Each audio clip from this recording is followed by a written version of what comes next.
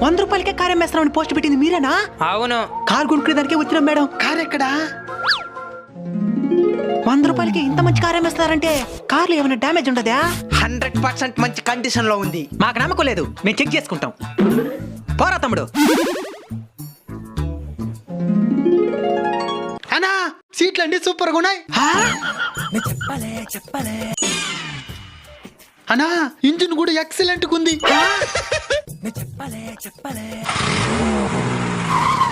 అన్నా car super condition లో ఉన్నది.